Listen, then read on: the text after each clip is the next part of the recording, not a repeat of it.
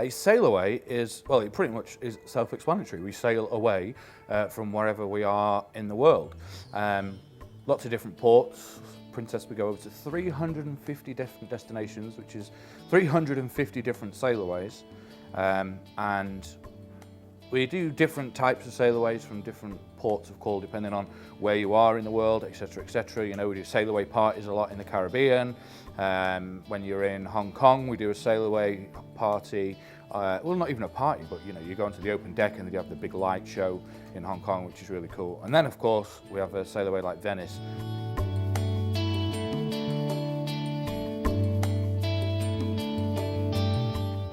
Well, Venice is of the sea.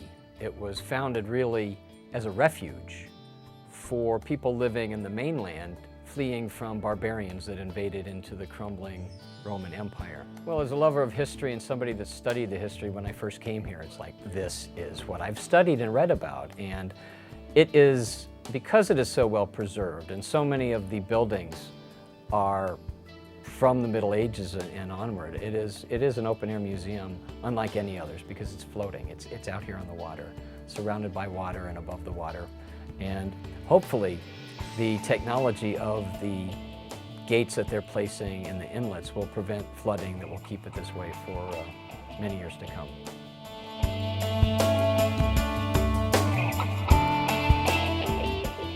Sailaway, especially for the first day of the cruise, is a celebration because for some reason you feel like the whole ship, as soon as you start to sail, just kind of goes because that's the official kind of start of the cruise.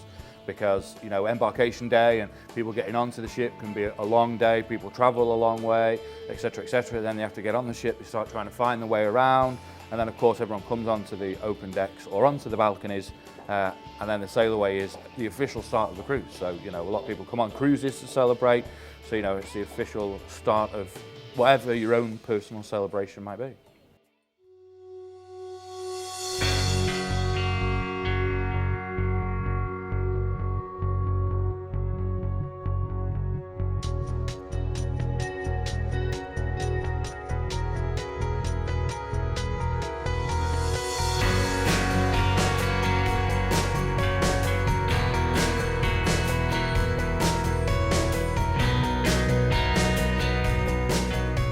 Wow, Venice is one of the most beautiful cities in the world, and nautically speaking, it's a little bit tough, but as I said, considering our customer coming to Venice to see the city, to see San Marco Square, to see the beauty of the Barrio Island, everything, you know, the history, it's one of the best that we have.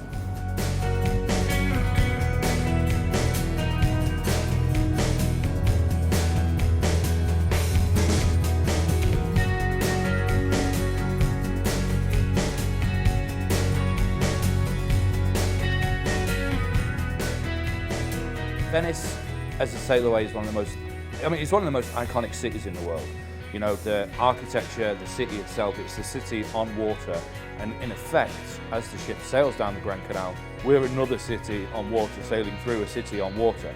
So it's a tremendous experience that you get to see Venice from a completely different angle that nobody else, unless you're on a ship of this size, gets to be able to experience Venice in that way. You know, because when you're on the top deck, you're pretty much above all of the architecture. You can see it again from just a completely different and an awe-inspiring angle. And it's amazing, as well as the buildings and the actual the architecture of Venice. It's amazing just to watch the boats flying around, going around the ship and cutting in front of the ship, and then, you know, you see people on the buses, the water buses going past, and the water taxis, and as well as that, you get to see some incredible yachts as well as you sail, because there's always nice yachts in Venice.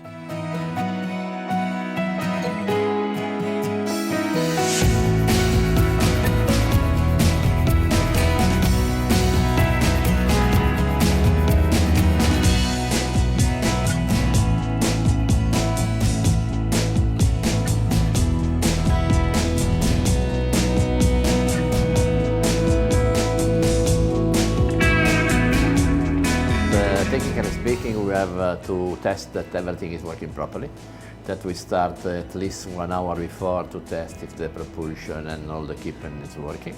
And easy, we have a checklist like the plane, we'll proceed. And when everything is done, we confirm that it's working. We wait for the pilot that is coming on board, and we change the information with the pilot, it's compulsory, we know the port. And then we start to let go the line and maneuver. But normal, the pilot is giving the advice to us because he doesn't know the ships, he knows the place, he's expertise of the area. But technically, for maneuvering the vessel, we need somebody that he knows how to drive the car, you know the various buttons, what we have to touch.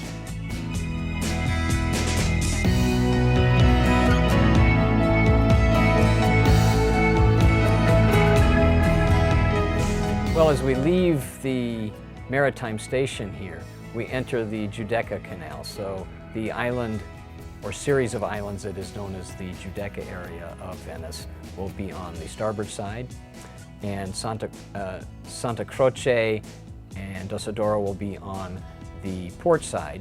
One of the buildings that we will see prior to reaching the mouth of the Grand Canal, which then leads us up to St. Mark's, is the Santa Maria della Salute Church, which is a beautiful white church built in the 1600s.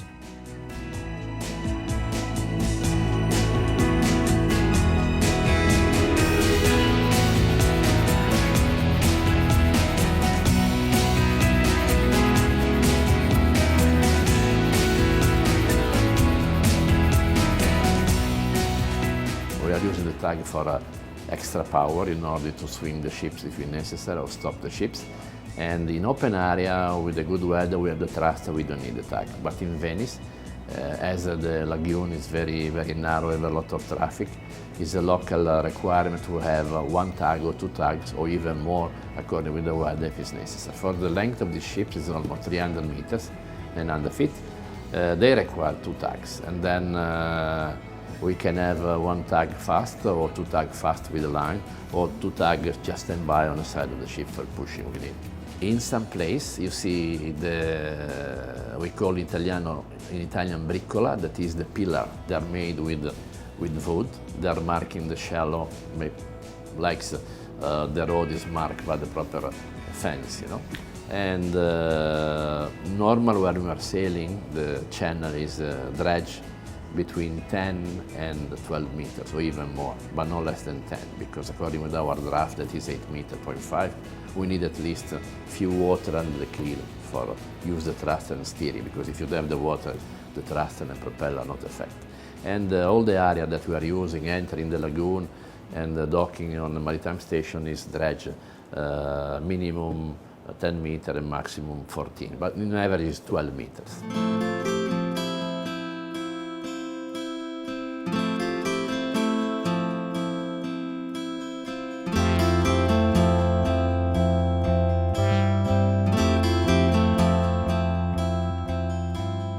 Venice was created. In fact, now the heart of Venice has over 117 different islands.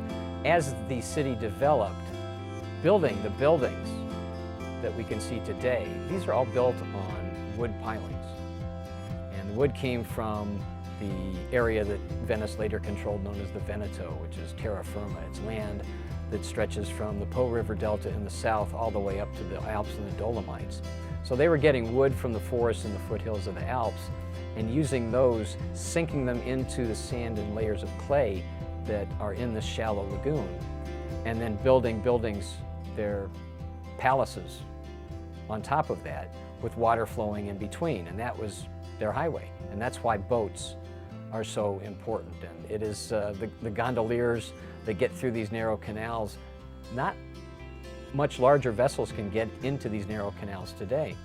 And in fact, I have a wonderful photograph of a DHL boat, very small, delivering packages up these side canals. And it is said that the Venetians traditionally had webbed feet because they could walk on the water with their gondolas, and that's something that is unique to Venice. And there are other cities around the world that are called, the Venice of the North or Little Venice. This is the real place, and it's the oldest, and it is of the water and on the water and above the water.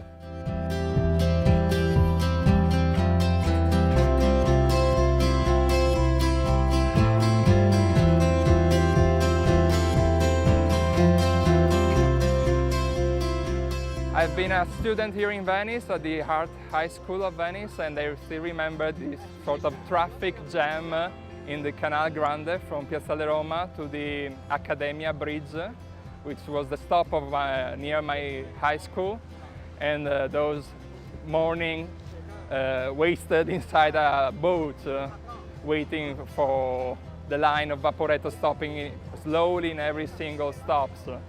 And well, I realized, well, this is maybe something that I have to be proud, because Venice is probably one of the few places in the world where you can experience water traffic jam.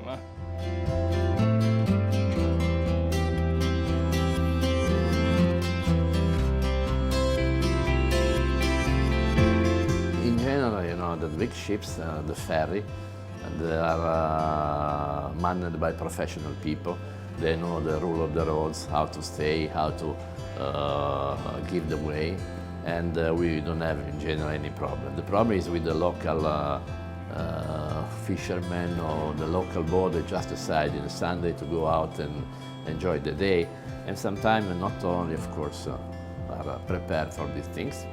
They behave well because there is also the local control, BTS. They check the various boats just in case they give advice by DHF, but always to keep an eye, because you know that likes to go on the road. You know that 99% of the people are doing do these things in the proper way, acting properly. Sometimes you find strange person that they're not, or could be drunk, could be fall asleep. You know, and then in this case you have to pay attention.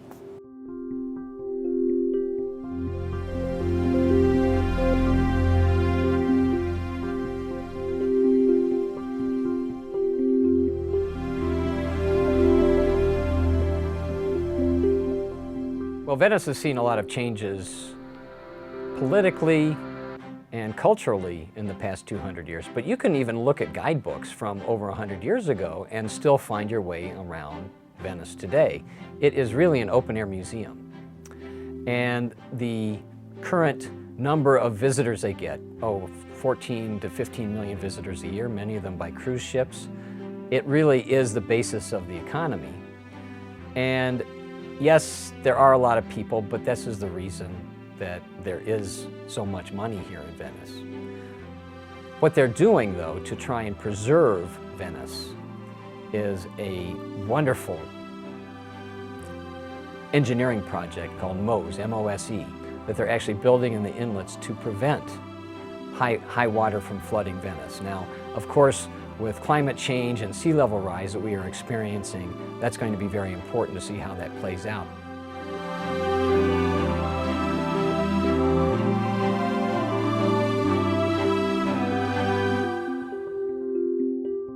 I think it's awe-inspiring would be one way to do it, because it is such a beautiful city. It's such a romantic city. If not the most romantic cities in the world. So, you know, when people spend the whole day before we sail or the evening before we sail walking around Venice, getting to know the city as much as you can, because everyone gets lost in Venice. I've been coming to Venice since the 1980s, and although I know where I'm going and I know the landmarks, I always get lost.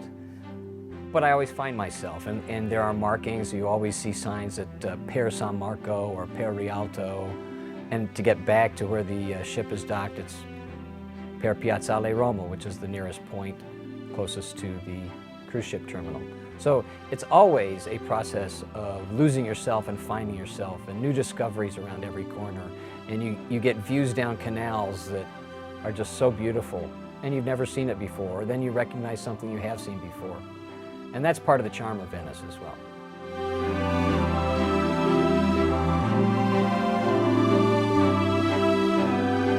You don't have to be afraid to lose yourself in Venice, because every single step that you take in another place that is not the same as San Marco or Rialto it's always a step in more than 1,000 years of culture, art, and history. And this is why you shouldn't be afraid of lose yourself in Venice, because it's the best way to enjoy the city.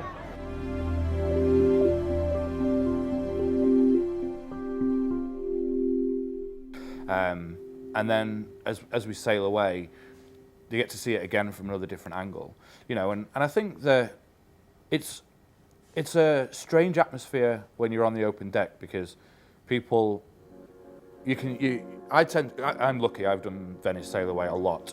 I think this is now my 7th season in the Mediterranean, so I've done a lot of Venice Sailaway. So now I tend to go up and watch the guests, watch the people, how they're interacting, you know.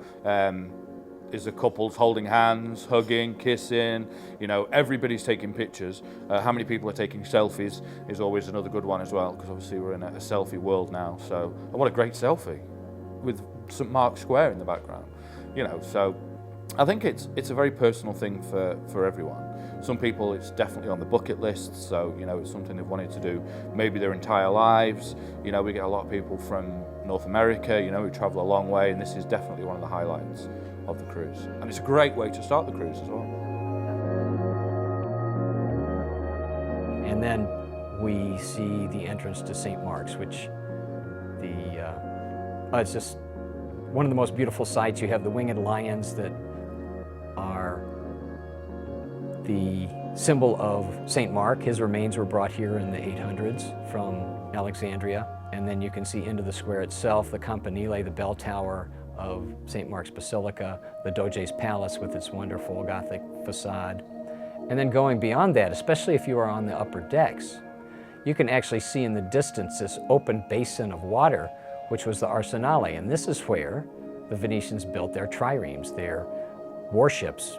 And they could put them out at about, 1 or 2 a week during their heyday, made of wood with the 150 oars, the triremes that were so successful in military battles in the early Middle Ages in the Mediterranean. I visited Venice with my father and my mother when I was a kid. So I was not going to the nautical school, but this is part of the vacation. And then I came with the train with the Piazzale Roma, and then through the main station we walked to the hotel and we spent, I remember, 1 week. I was 7 years old. As a captain, the first time was on 2008 on board of the Grand Princess. But beautiful, because you can see that's the beauty of Venice from a big ships that is the top building, because it's more high, almost like San Marco buildings, you know. That's you can see from the top, you know. It's nice, a good vision.